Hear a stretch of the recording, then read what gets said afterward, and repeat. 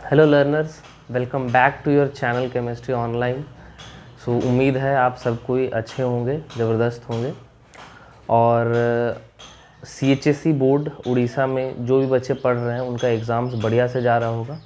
Physics भी उम्मीद है कि आप लोगों का बढ़िया से गया होगा और केमिस्ट्री का तैयारी बहुत अच्छे तरीके से चल रहा होगा। तो इसी बीच आज हम लोग जो टॉपिक डिस्कशन करने वाले हैं that is the coordination chemistry. Previous videos में जिस तरीके से MCQ क्वेश्चंस का डिस्कशन हुआ था, आज भी उसी तरीके से क्वेश्चन का डिस्कशन करना है।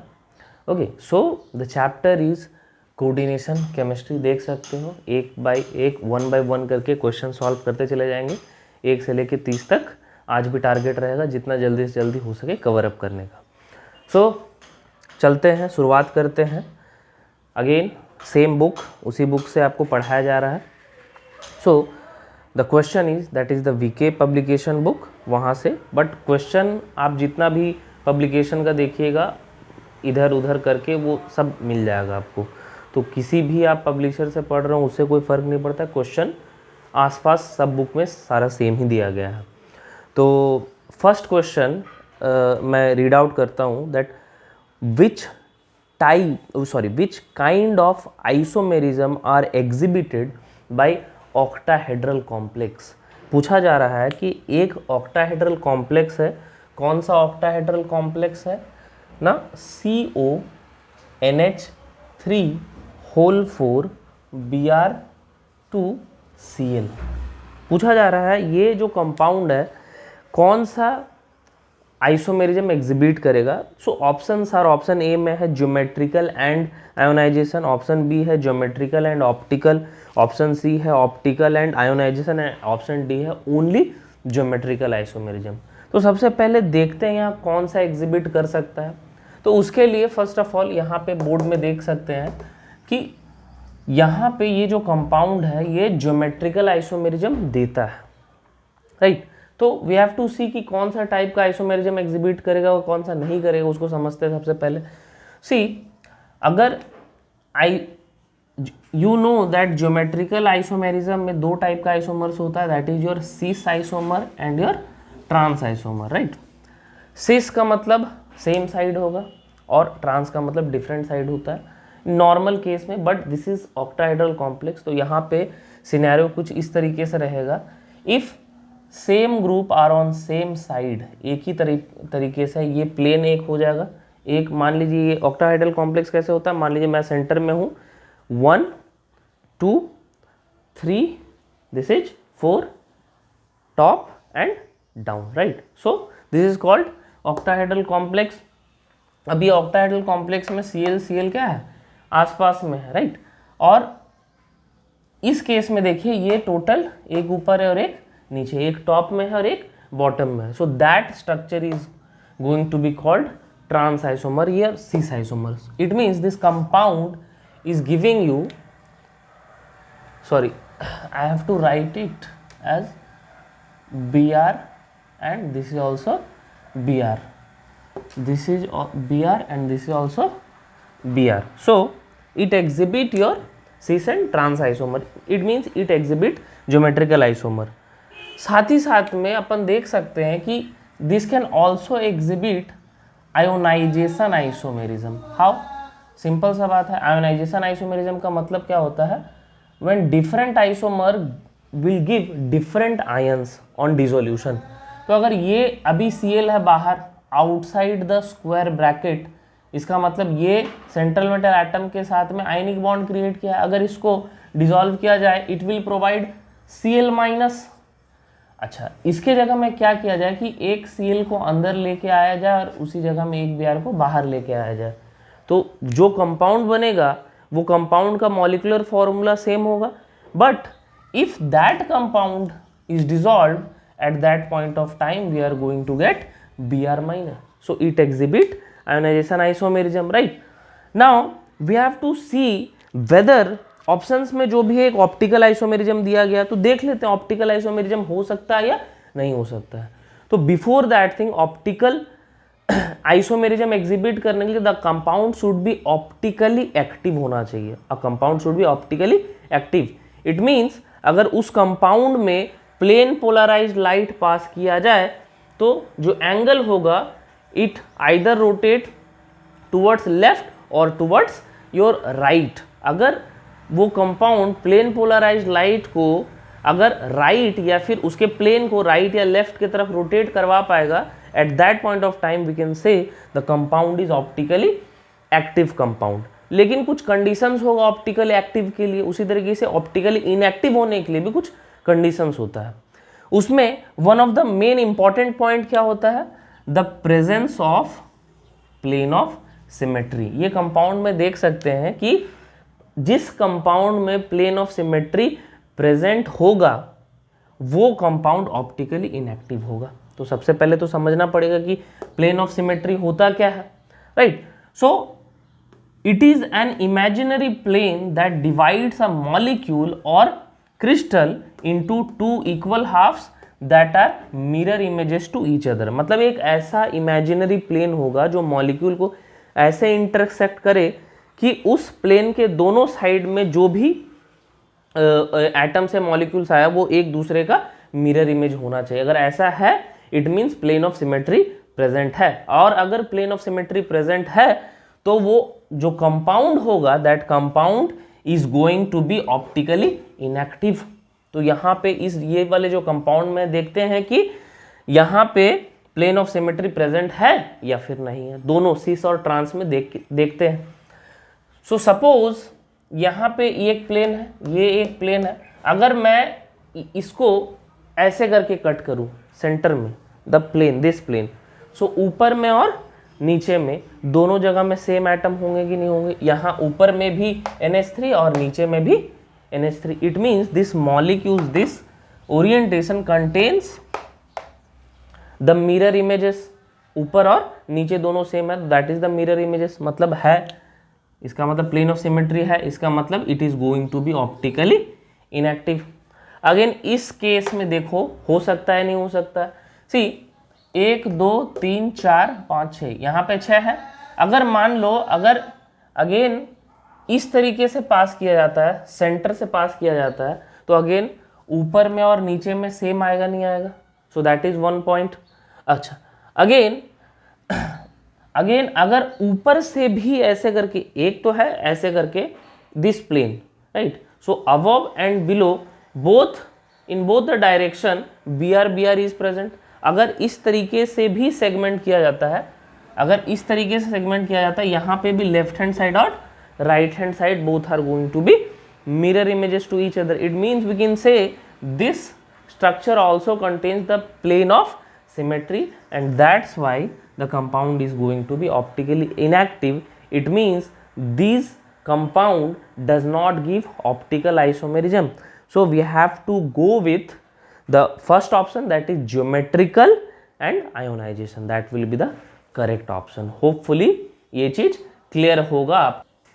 So now we should move to the next question, the question number 2.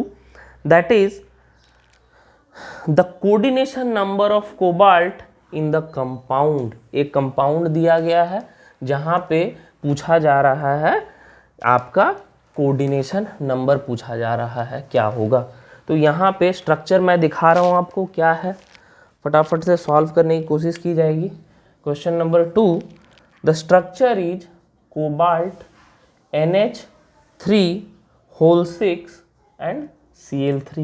तो यहाँ पे आप देखिए ये जो this is called coordination sphere, this is called coordination sphere. और इस कोऑर्डिनेशन स्फीयर में आप देख सकते हैं this is called the central metal atom and these are called ligands and the central metal atom is surrounded by total 6 ligands and these ligands are monodentate ligands. These ligands are monodentate ligand। मतलब क्या होता है कि यहाँ पे जो ammonia है वो सिर्फ एक लोन पेयर डोनेट करेगा जिसके वजह से एक कोऑर्डिनेट बॉन्ड हो पाएगा एंड दैट्स वाई यहाँ पे कोऑर्डिनेशन नंबर 6 होगा। 6 अमोनिया 6 कोऑर्डिनेट बॉन्ड बनाएगा एंड जितना भी कोऑर्डिनेट बॉन्ड्स होगा that is the coordination number. तो स्क्वायर ब्रैकेट के भीतर में देखिए जितना बॉन्ड्स है वो होगा। तो ऑप्शन होगा आपका 6, that is the D option. Okay, so next will move to the next question, that is question number 3, which of the following IUPAC name of, एक कंपाउंड दिया गया है और उस कंपाउंड का IUPAC नेम पूछा जा रहा है। कंपाउंड कौन सा दिया गया है यहाँ पे, you see compound is given K4FeCN6, तो इस कंपाउंड का IUPAC नेम बताना है।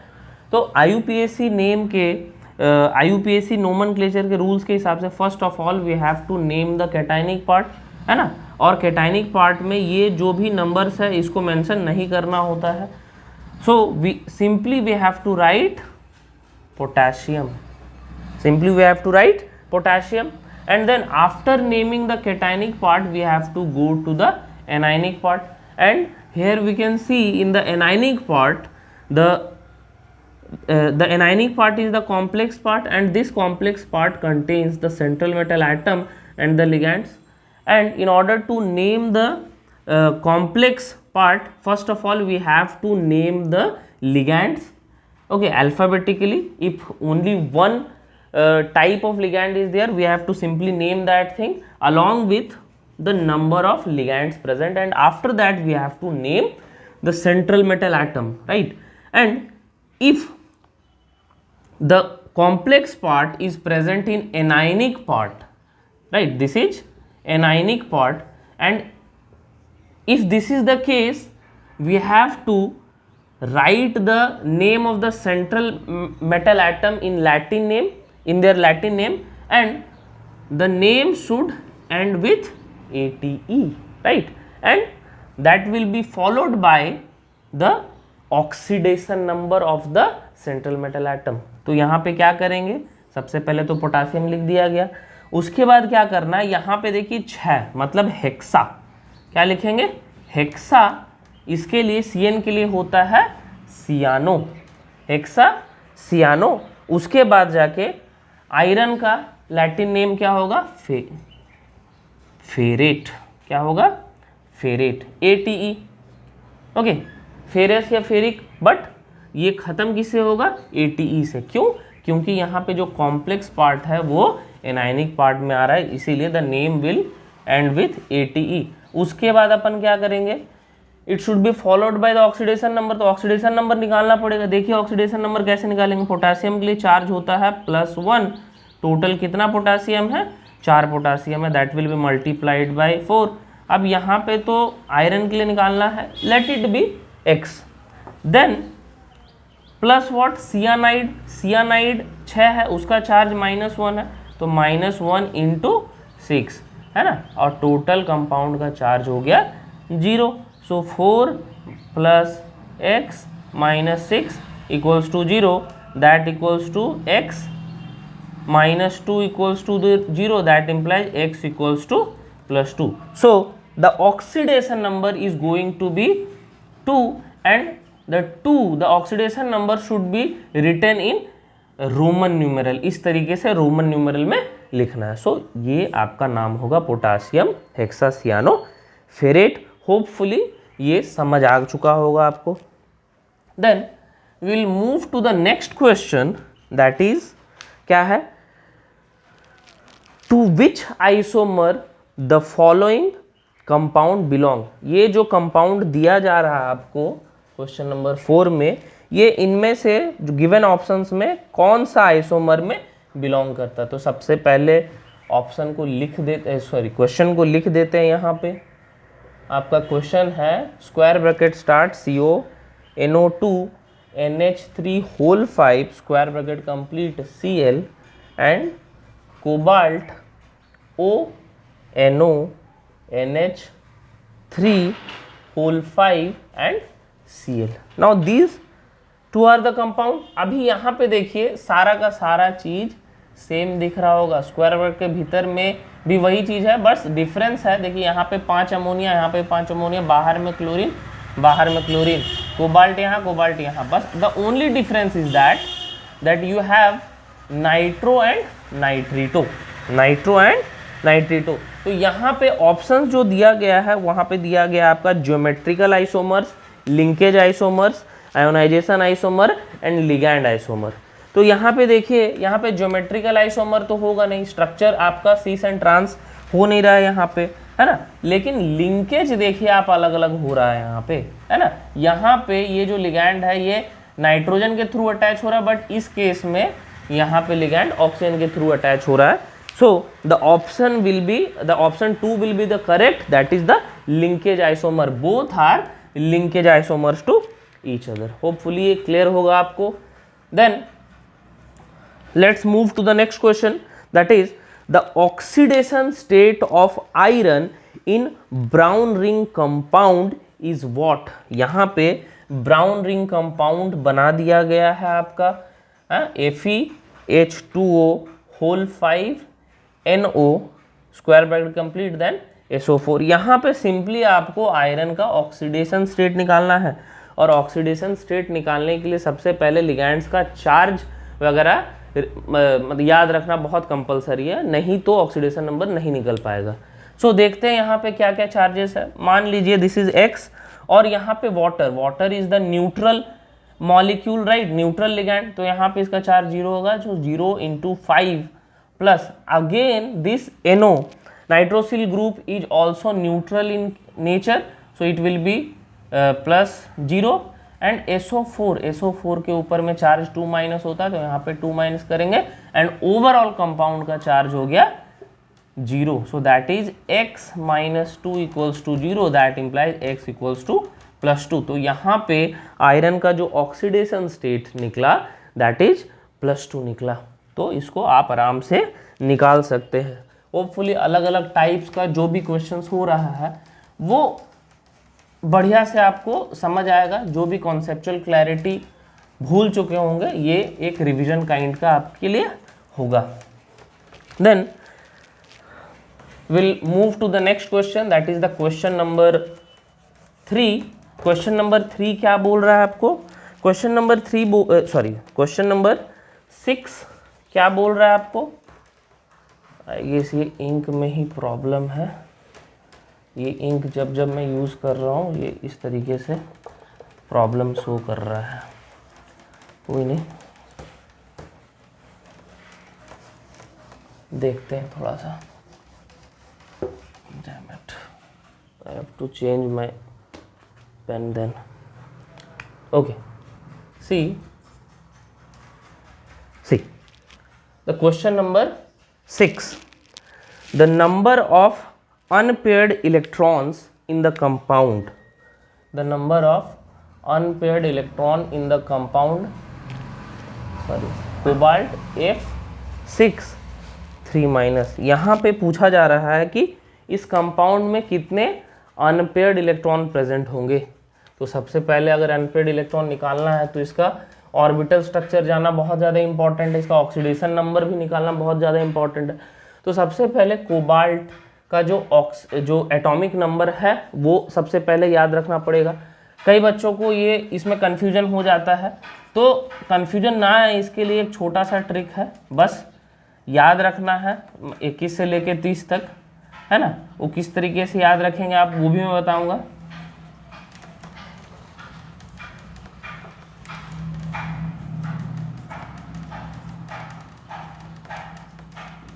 देखिए सिंपली है, 21 से लेके 30 तक है। स्कैटी, VCR, MN, फीको, नीकू, जेडन। क्या है? स्कैटी, VCR, MN, फीको, नीकू, जेडन। बिंदास होके हाथ में करेंगे। स्कैटी, VCR, MN, फीको। आ गया? कितने में आ गया? 27 में आ गया। Atomic number is 27। इस तरीके से आराम से याद रख सकते हैं आप। उसके बाद क्या है? 27 देखने के बाद क्या बोलेंगे आप? सो एटॉमिक नंबर सबसे पहले आर्गन तक का लिख देंगे, दैट इज आर्गन 18। उसके बाद क्या करना है अपन को कि बाद का कॉन्फ़िगरेशन लिखना, दैट इज 4s2 और 3d। कितना हो गया? 20, 18 और 2 20 और 7 बचा, मतलब यहाँ पे हो गया।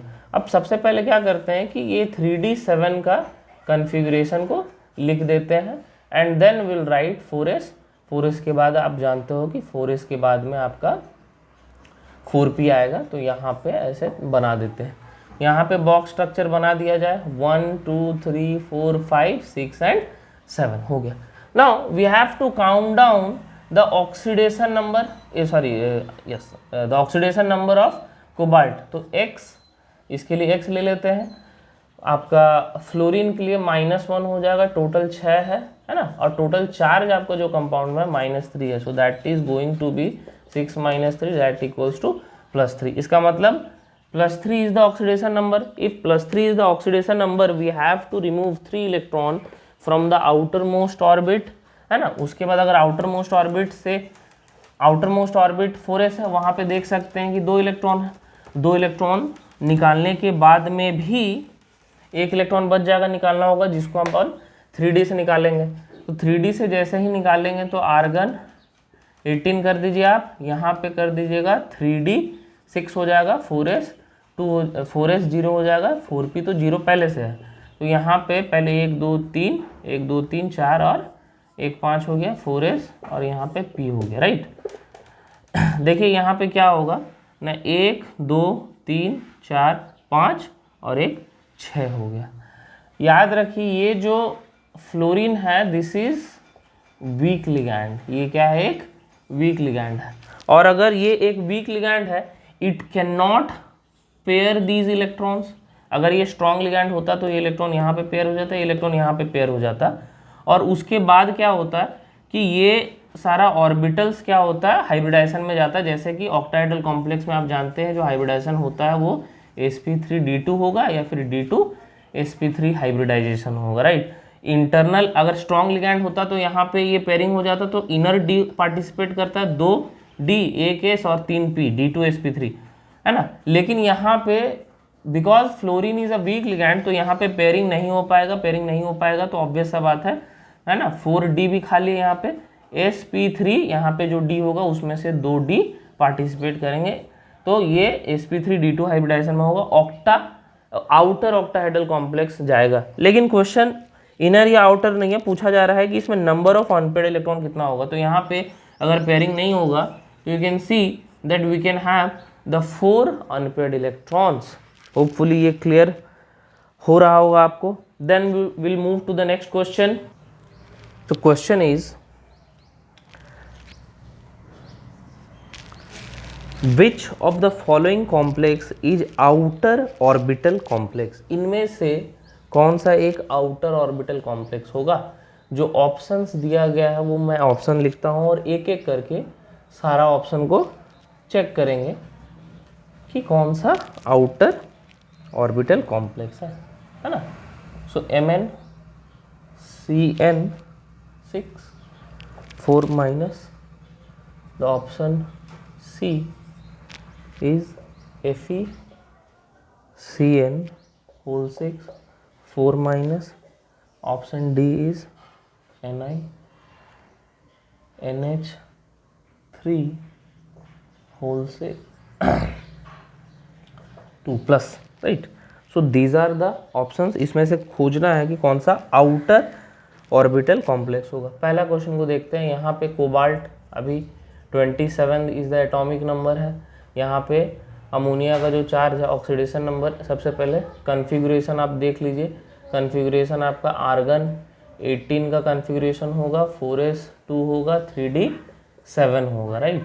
अब यहाँ पे ऑक्सीडेशन नंबर थोड़ा सा निकाल लेते हैं। ऑक्सीडेशन नंबर x, अमोनिया का चार्ज 0 × 6, आपका टोटल चार्ज +3, मतलब ऑक्सीडेशन नंबर इज ऑल्सो +3, मतलब 3 इलेक्ट्रॉन्स निकलेगा। 3 इलेक्ट्रॉन 2 इससे निकाल दीजिए, 1 इससे निकाल दीजिए, तो कोबाल्ट का जो बच जाएगा configuration that will be 3d6 4s 0 आएगा। इसके अलावा 4p 0 है आपका।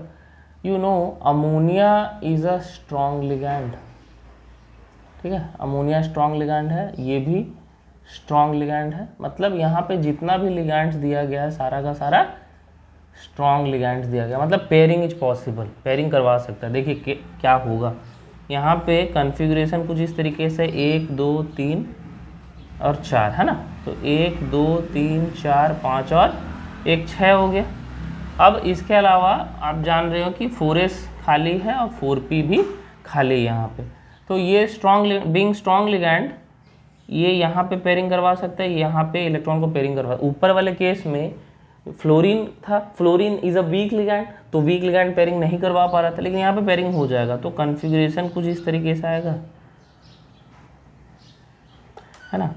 तो 1 2 यहाँ पे 3 पेयर्स आ जाएगा। अगर 3 पेयर आ जाता है तो यहाँ पे कॉन्फ़िगरेशन देखिए, यहाँ पे जो कॉम्प्लेक्स बनेगा वो क्या है, D2sp3 हाइब्रिडाइजेशन। और इन ऑर्बिटल्स में ये 6 क्या होंगे, हाइब्रिड ऑर्बिटल होंगे, और इनमें अमोनिया अपना लोन पेयर को डोनेट करके बॉन्ड बना सकता है। So this is inner octahedral complex. Option B को देखते हैं, मैंगनीज का एटॉमिक नंबर 25 है। इसका मतलब आर्गन 18 कन्फिग्रेशन के बाद में 4s2 होगा और 3d5 होगा यहाँ पे। अब इसका ऑक्सीडेशन नंबर निकाला जाए तो मैंगनीज के लिए x हो जाएगा और सियानाइड का चार्ज -1 होगा, -1 × 6 that equals to -4। So that implies x - 6 equals to -4, that implies x equals to 6 - 4 that is equals to 2। मतलब ऑक्सीडेशन नंबर 2 होगा। ऑक्सीडेशन नंबर 2 होगा तो 2 इलेक्ट्रॉन्स निकालना होगा। अगर 2 इलेक्ट्रॉन्स निकालेंगे तो Mn2+ के ऊपर में जो कन्फिग्रेशन बच जाएगा that will be 3d5 and 4s0। इसके अलावा 4p0 बचा हुआ है, 4d0 तो है ही है। यहाँ पे जो 5 इलेक्ट्रॉन है, यहाँ पे 5 इलेक्ट्रॉन 1 2 3 4 और 5 बचे हुए हैं। Because cyanide is strong ligand it can pair this electron here, और ये यहाँ पे इलेक्ट्रॉन को पेयरिंग करवा देगा। तो यहाँ पे आप देखो कि यहाँ पे भी पेयर, दूसरा पेयर यहाँ पे, तो यहाँ पे भी जो हाइब्रिडाइजेशन होगा वो क्या होगा, D2sp3 हाइब्रिडाइजेशन होगा।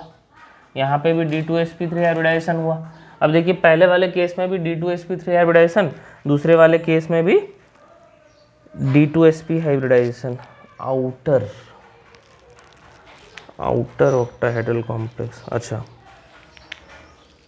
और एक केस करके देखा जाए, option C strong ligand. Okay, TVCR-Mn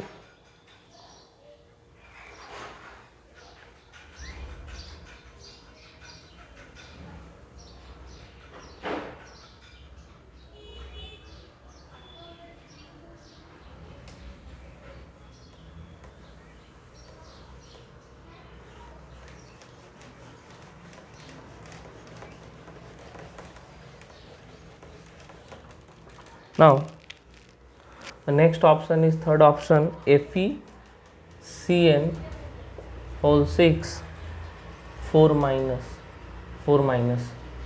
So iron के केस के लिए आपका एटॉमिक नंबर विल बी 26 है। इसका मतलब argon 18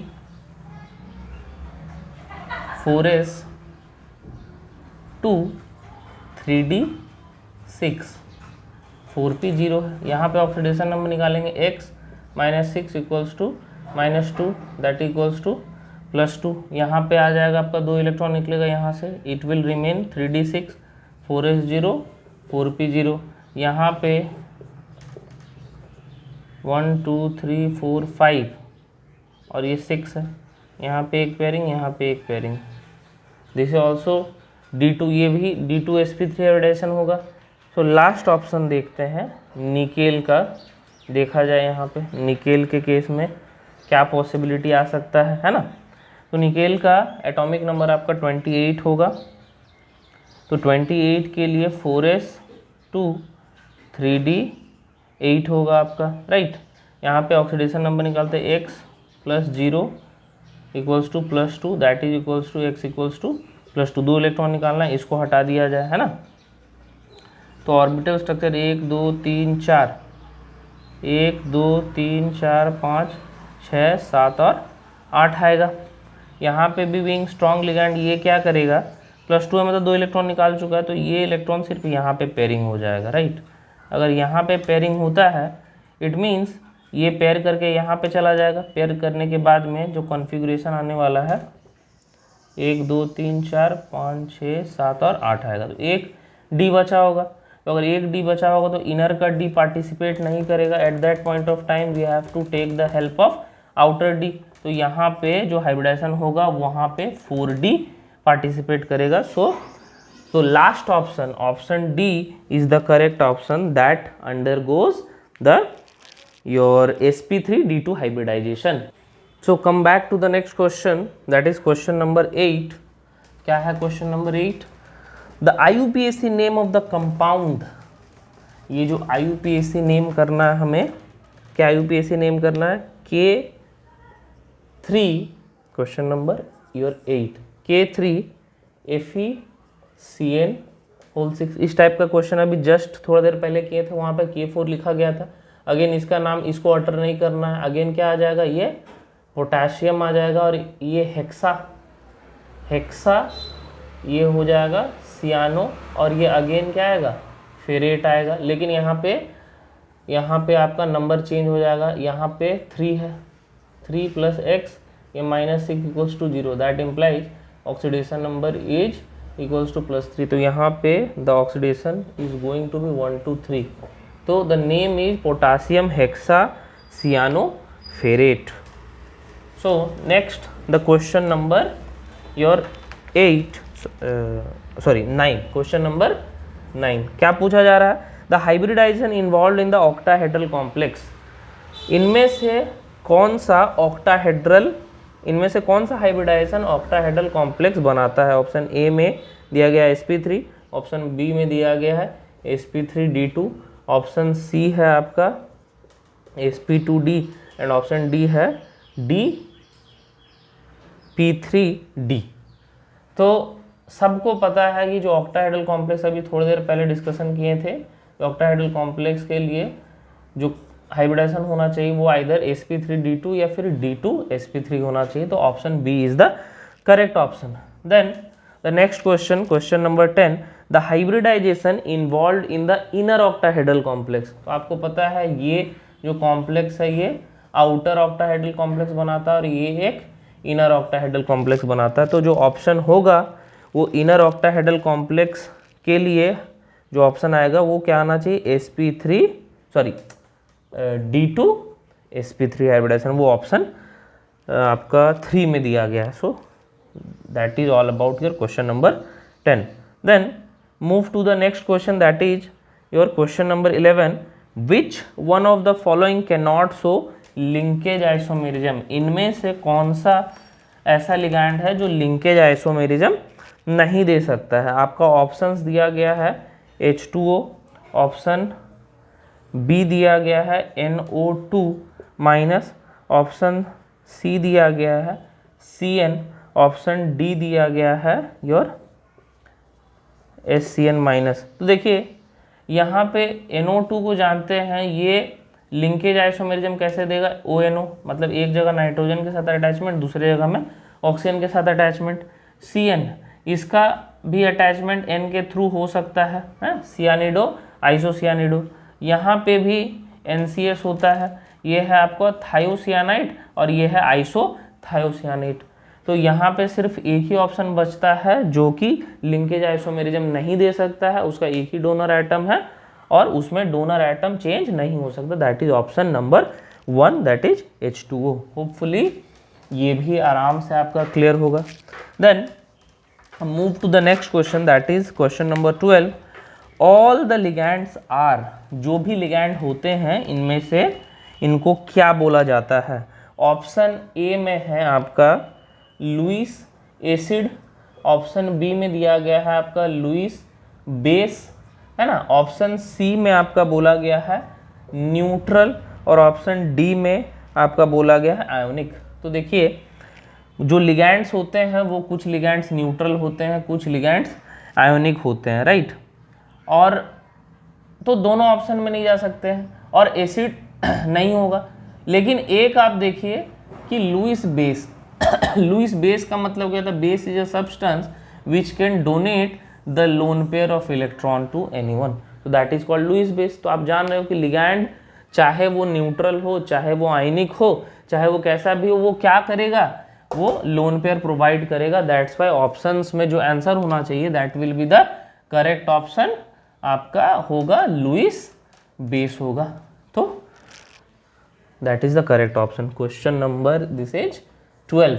now come back, sorry 13 number question. 13 number question क्या बोला जा रहा है, the oxidation number of nickel in NiCO4। Nickel का ऑक्सीडेशन नंबर क्या होगा, देखिए इसका x होगा, मान लीजिए इसका x है, और कार्बोनिल का चार्ज 0 होता है, तो 0 into 4 equals to 0, total charge is 0। So the oxidation number of nickel here is also 0। उम्मीद है इतना क्लियर होगा आपको।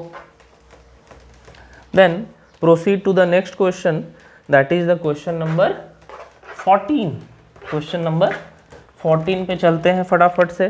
क्वेश्चन नंबर 14 क्या बोल रहा है आपको ना, विच of the following is not a complex. इनमें से कौन सा है जो कॉम्प्लेक्स नहीं है। ऑप्शन है haemoglobin, chlorophyll, vitamin B12 and your protein. तो इसमें से याद रखिए हीमोग्लोबिन भी जो है कि कॉम्प्लेक्स है, क्लोरोफिल एक कॉम्प्लेक्स है, और विटामिन B12 भी एक कॉम्प्लेक्स कंपाउंड है। सिर्फ प्रोटीन ऐसा एक कंपाउंड है जो कि कॉम्प्लेक्स नहीं है। So option D is the correct option.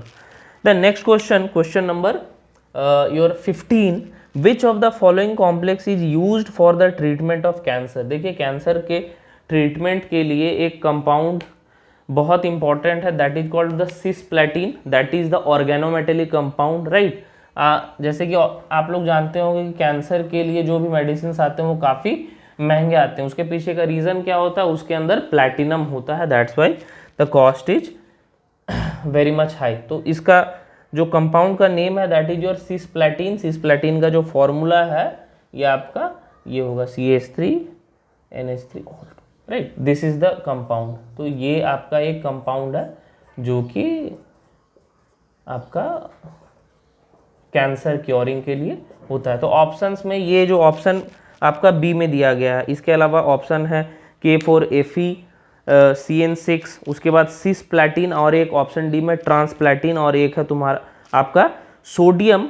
बाहर में ऑप्शन है सोडियम स्क्वायर ब्रैकेट के अंदर में AgCN2 है। तो ऑप्शन आपका डेफिनेटली जो ऑप्शन बी है सिस्प्लैटिन वो करेक्ट होगा। अगर सिस्प्लैटिन दिया और ट्रांसप्लैटिन दिया तो ट्रांसप्लैटिन नहीं करना है, सिर्फ और सिर्फ सिस्प्लैटिन करना है। So this is all about the question number 15। उम्मीद है अभी तक आप सबको क्वेश्चन का सॉल्यूशन में मज़ा आ रहा होगा, कॉन्सेप्चुअल क्लैरिटी आ रहा होगा। Then will move to the next question, that is the question number 16, which of the following is ambidentate ligand. Ambidentate ligand का मतलब क्या होता है, जहाँ पे डोनर एटम अलग अलग हो, मतलब एक से ज़्यादा डोनर एटम हो, लेकिन देने के समय डोनेट करने के समय only one atom will be responsible. जैसे अभी देख रहे थे नाइट्रो, नाइट्रीटो, है ना, उसके बाद जाके थायोसियानेटो, आइसोथायोसियानेटो, ये सबको एम्बीडेंटेड लिगैंड बोलते हैं। It means more than one donor atom, लेकिन in the time of donation only one atom is going to be responsible for donation. तो यहाँ पे ऑप्शंस में आपका एक ऑप्शन ए में दिया गया है NO2-, ऑप्शन बी में है C2O4 2-, ऑप्शन सी में है SO4 2-, एंड ऑप्शन डी में अमोनिया। तो यहाँ पे देखिए एक ही डोनर एटम, यहाँ पे भी ऑक्सीजन यहाँ पे डोनेट करेगा, यहाँ पे आपका ऑक्सलाटो है COO- bond COO-। Donor atom दो है लेकिन दोनों ही डोनेट करेंगे, है ना, इसी की वजह से इसको बाइडेंटेड लिगैंड बोलते हैं, बाइडेंटेड लिगैंड बोलते हैं। लेकिन ये क्या है, मोनोडेंटेड लिगैंड है। And one more thing, ambidentate ligands are always monodentate ligand, उनका डोनर एटम एक ही होगा।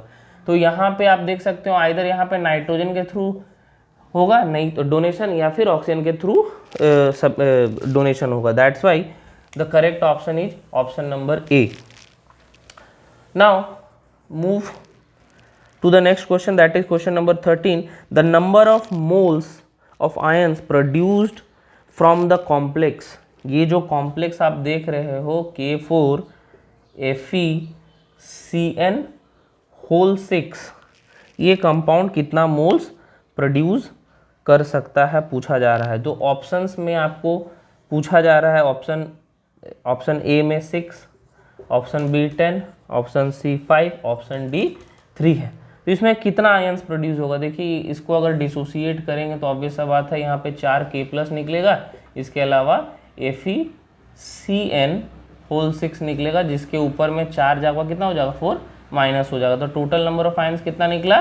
टोटल 5 निकला। तो option C is the correct option. Then the next question, question number 18, पूछा जा रहा है कि द टू कॉम्प्लेक्सेस, दो कॉम्प्लेक्सेस क्या क्या है मैं लिख देता हूँ, CONH3 whole 5 BrSO4 and CONH3 whole 5 SO4 Br, ये two complexes are related to each other. इनमें से ये दोनों किस तरीके से रिलेटेड है? तो आप देखिए इस केस में स्क्वायर ब्रैकेट के भीतर में कोबाल्ट है, यहाँ पे अमोनिया है ना, यहाँ पे Br है, और इसके बाहर में SO4 है। देखिए यहाँ पे इंटरचेंज हो रहा नहीं हो रहा, तो यहाँ पे SO4, यहाँ पे Br, तो ये ऑब्वियस सा बात है कि ये आयोनाइजेशन आइसोमर होगा एक दूसरे का। तो यहाँ पे ऑप्शन आपका सी में आयोनाइजेशन आइसोमर है। आयोनाइजेशन आइसोमर मतलब इसको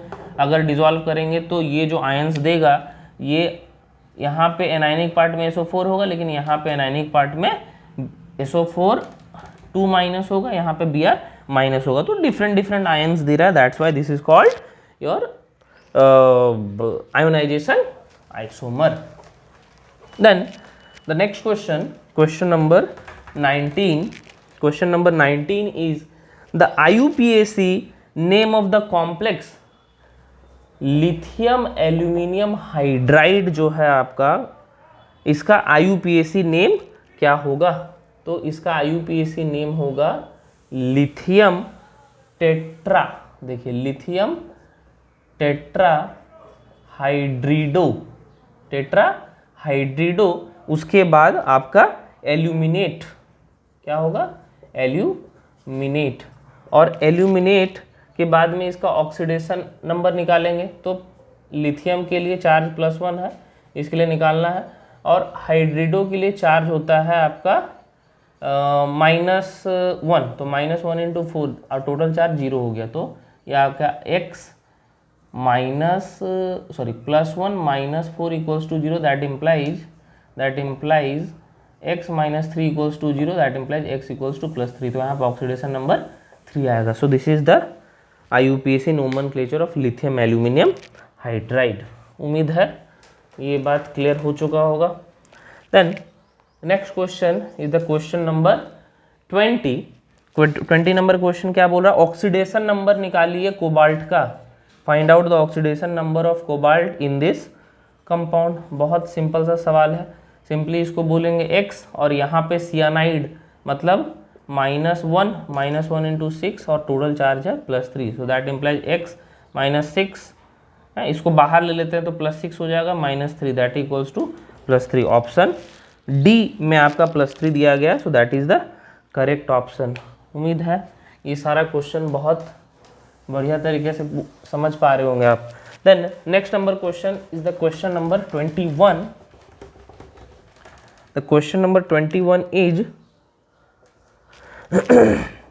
इन chlorophyll the central atom is, chlorophyll में सेंट्रल एटम कौन होता है? तो याद रखना है मैग्नीशियम जो होता है वो क्लोरोफिल में सेंट्रल एटम होता है, जो कि इस क्वेश्चन में ऑप्शन नंबर बी में दिया गया है। Question number 22, the solubility of iodine in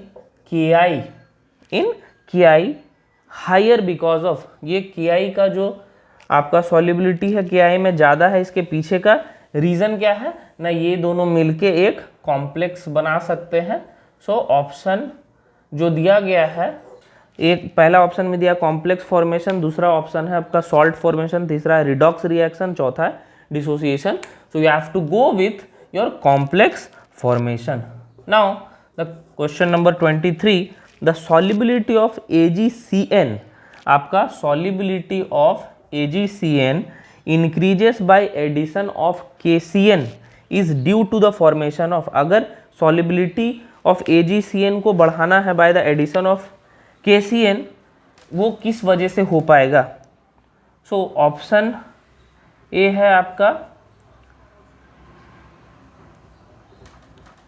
this, option B your Ag के Cn whole two, option C KCn AgCn, option D none of these है।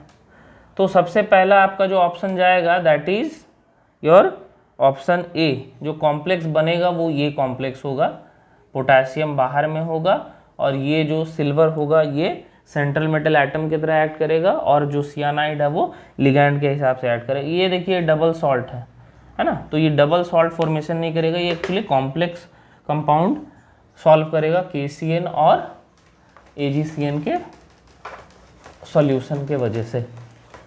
सो ऑप्शन आपका ए करेक्ट होगा। Then the question number 24, question number 24 क्या बोलता है?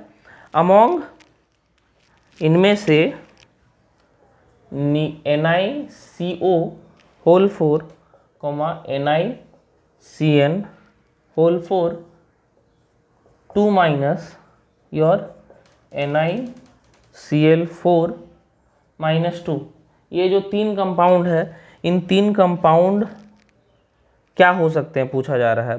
Option A में मतलब diamagnetic और पैरामैग्नेटिज्म के बारे में पूछ रहा है, तो we have to find it out कि ये डायमैग्नेटिक कंपाउंड है या फिर पैरामैग्नेटिक कंपाउंड है, तो निकालना पड़ेगा। यहाँ पे डायमैग्नेटिक और पैरामैग्नेटिज्म निकालने के लिए सबसे पहले पता होना चाहिए कि पैरामैग्नेटिक सब्सटेंस में the presence of unpaired electron matters. Paramagnetic में अनपेयर्ड इलेक्ट्रॉन होना चाहिए और डायामैग्नेटिक में सारा का सारा इलेक्ट्रॉन क्या होना चाहिए? पेयर्ड होना चाहिए। हर एक इलेक्ट्रॉन पेयर्ड होगा तो कंपाउंड को डायामैग्नेटिक बोलेंगे। अगर एक भी इलेक्ट्रॉन अनपेयर्ड होता है that will be called your paramagnetic. तो तीनों कंपाउंड में देखते हैं। तो सबसे पहला जो कंपाउंड दिया गया है NiCO होल 4 दिया गया, निकेल का एटॉमिक नंबर कितना है योर 28 है। आर्गन 18 लिखेंगे, 4s2 और 3d8 है ना। यहाँ पे ऑक्सीडेशन नंबर आपका ऑब्वियसली यहाँ पे कितना आने वाला है? 0 आने वाला है, बिकॉज दिस ये न्यूट्रल लिगैंड है तो x + 4 × 0 = 0। तो कोई भी इलेक्ट्रॉन नहीं निकलने वाला है। अगर नहीं निकलने वाला है तो देखते हैं यहाँ पे क्या होता है। 1 2 3 4 और 1 5, यहाँ पे 4 और इसके अलावा तो p वगैरह प्रेजेंट होगा। इसके अलावा 4p 0 है, 4d 0 है। बाकी यहाँ पे आपका 1 2 3 4 5 6 7 और यहाँ पे आपका आ जाएगा 8, तो ये आ जाएगा, ये स्ट्रांग है। तो यहाँ पे अच्छा, यहाँ पे सिंपली आप देख पा रहे हो कि यहाँ पे दो जो इलेक्ट्रॉन है इट विल बी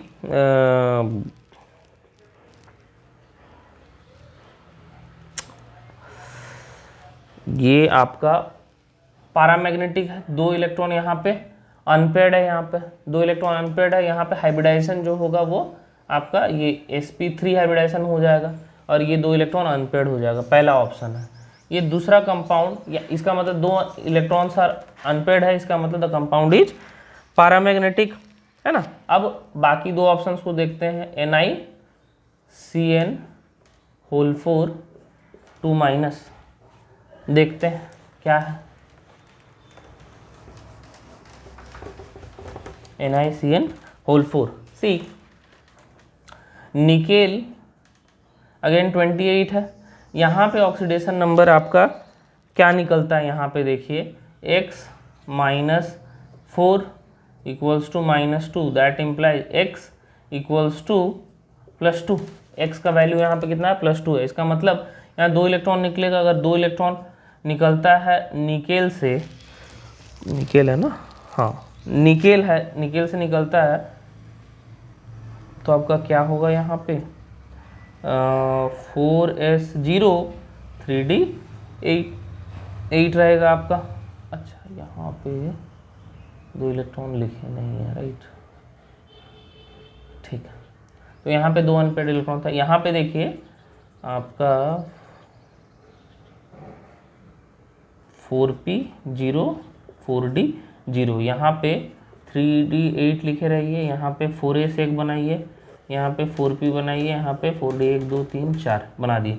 यहाँ पे 3d8 जो है आपका यहाँ पे 1 2 3 4 1 2 3 4 5 6 7 8, right.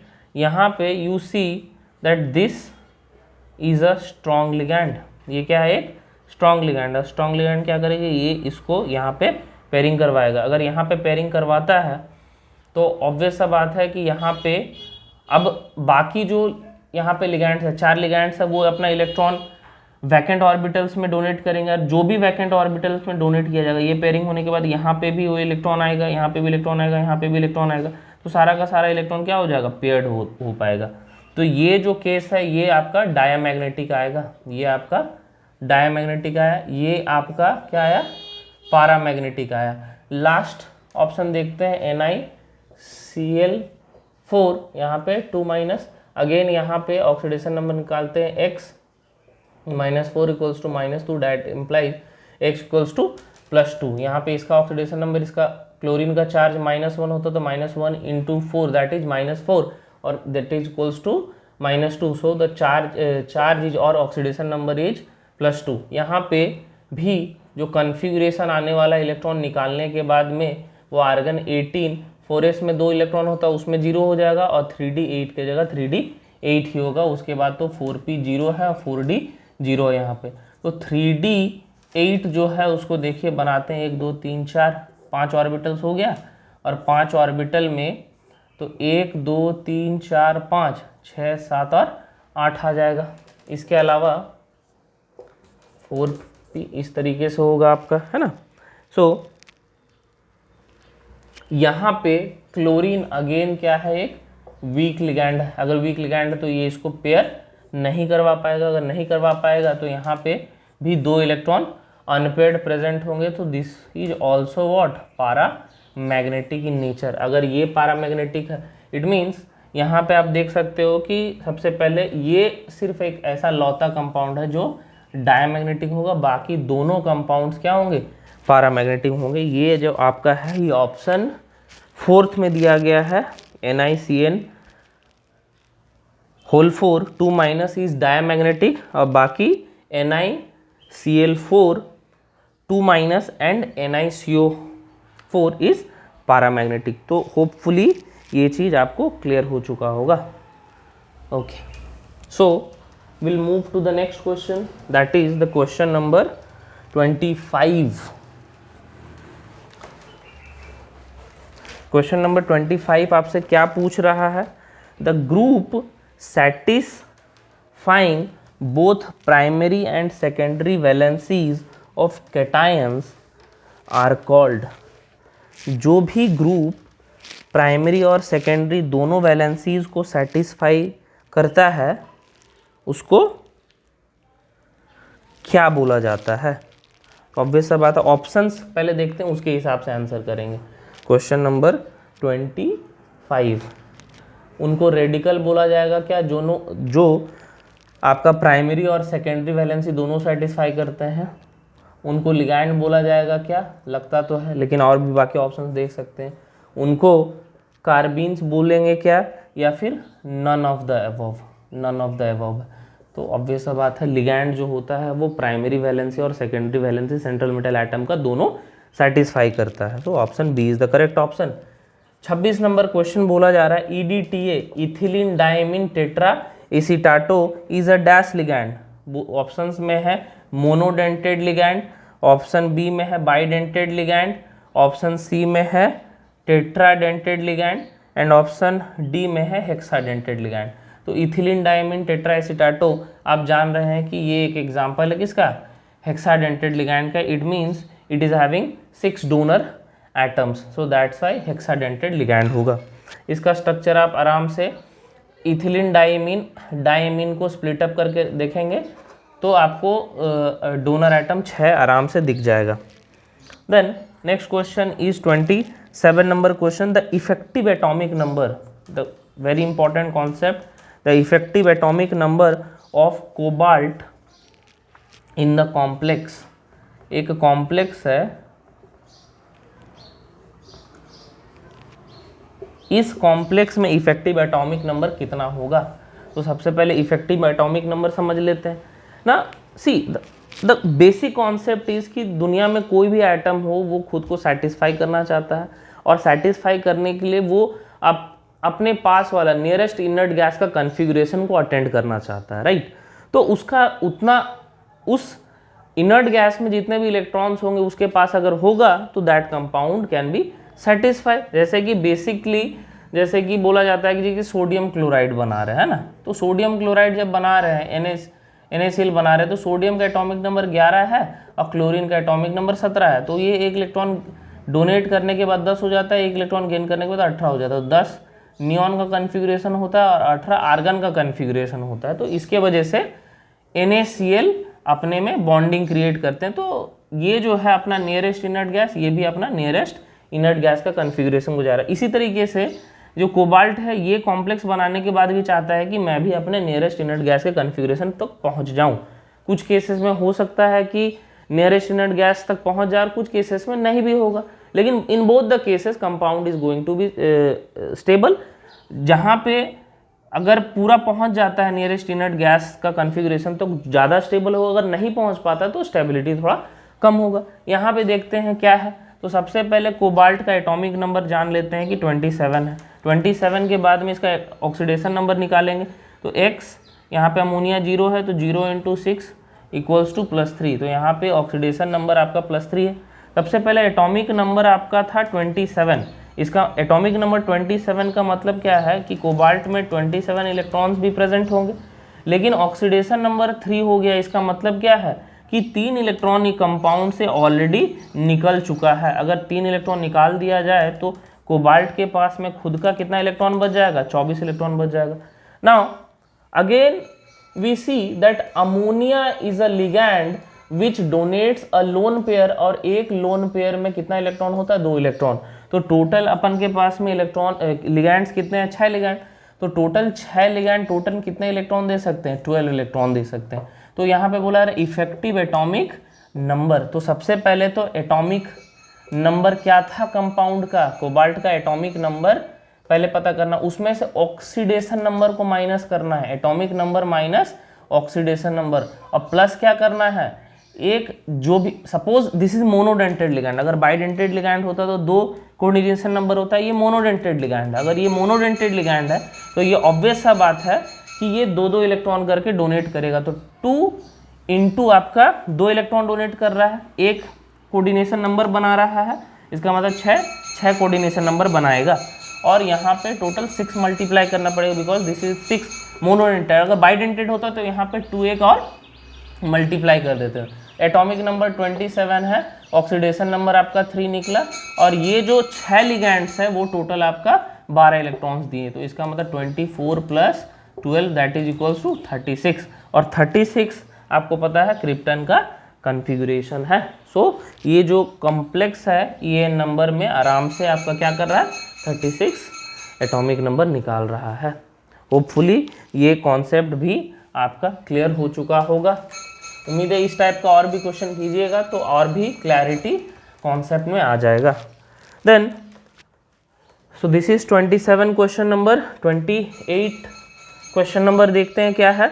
The scientist who explained the structure of isomerism in complex compound was, ये कौन से साइंटिस्ट थे जो structure and isomerism complex compound का एक्सप्लेन किए थे, जो कि हमारे वार्नर थे। कौन थे, वार्नर थे। ऑप्शन ए में आपका दिया गया है।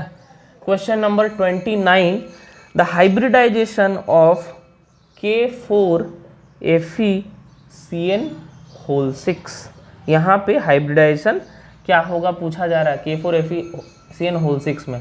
तो सबसे पहले तो हाइब्रिडाइजेशन पता करने के लिए पता कीजिए ये क्या है, एक स्ट्रॉन्ग लिगैंड है, और इसके अलावा इसका ऑक्सीडेशन नंबर X, यहाँ पे 4, इसका चार्ज 1 है, × 4 + X minus -1 × 6 = 0, that implies 4 + X - 6 = 0, that implies X - 2 = 0, that implies X = +2। तो इसका मतलब 2 इलेक्ट्रॉन निकलेगा यहाँ से। देखिए यहाँ पे आयरन का कन्फिगरेशन क्या है, 26 is the atomic number. So configuration होगा आर्गन 18, देन होगा 4s0, 4s0 के बाद में आपका आएगा, पहले 4s0 क्यों, 4s2 और 3d6 होगा आपका, है ना, 4p तो 0 होगा, 4d तो 0 होगा यहाँ पे, राइट। अब यहाँ पे ऑक्सीडेशन नंबर +2 निकला, इसका मतलब 2 इलेक्ट्रॉन निकल जाएगा, 2 इलेक्ट्रॉन कहाँ से निकलेगा, 4s से निकलेगा, तो 3d6, 4s0, 4p0, 4d0। यहाँ पे देखिए 6 इलेक्ट्रॉन है, 1 2 3 4 5, है ना, 4 5। Now you see cyanide is the strong ligand, strong ligand क्या करेगा, पेयरिंग करवा सकता है। पहले देखते 1 2 3 4 और 5, ये 5 इलेक्ट्रॉन है, ये एक 6 इलेक्ट्रॉन हो गया, but because cyanide is a strong ligand it can pair these electrons और नॉट, ये यहाँ पे पेयरिंग करवाएगा, यहाँ पे पेयरिंग करवाएगा, तो यहाँ पे हो जो क्या जाएगा, 1 2 3 4 5 और 6, बचा 2 ऑर्बिटल्स बचा, यहाँ पे 1 ऑर्बिटल, यहाँ पे p, है ना, तो ये कौन सा हाइब्रिडाइजेशन में जाएगा, D2sp3 हाइब्रिडाइजेशन। तो ऑप्शन आपका जो होगा वो ऑप्शन ए में दिया गया है, D2sp3 hybridisation. So this is all about your questions. So आज का लास्ट क्वेश्चन के तरफ चलते हैं, है ना, that is the question number 30 number question क्या बोल रहा है, the coordination compound and double salts differ from each other. जो कोऑर्डिनेशन कंपाउंड होता है और डबल सॉल्ट एक दूसरे से किस चीज़ में अलग होते हैं। तो आप डबल सॉल्ट जानते हैं, 2 सिंगल सॉल्ट को अगर नॉर्मली इक्विमोलर क्वांटिटीज़ में ले लिया जाए तो उसके वजह से डबल सॉल्ट का फॉर्मेशन होता है। बट कोऑर्डिनेशन कंपाउंड में आप जानते हो कि स्क्वायर टाइप का स्क्वायर बॉक्स एक रहेगा आपका, जितना भी कंपाउंड्स देख रहे हैं कि एक स्क्वायर बॉक्स रहेगा, उसके अंदर में सेंट्रल मेटल एटम होगा, लिगैंड्स होगा, इनके बीच में कोऑर्डिनेट बॉन्ड प्रेजेंट होगा। और ये जो सेंट्रल मेटल एटम है इसके साथ में आपका जो बॉन्डिंग होगा वो आपका सेकेंडरी वैलेंसी होगा, और ये जो आयनिक बॉन्ड होगा वो प्राइमरी वैलेंसी होगा यहाँ पे, राइट।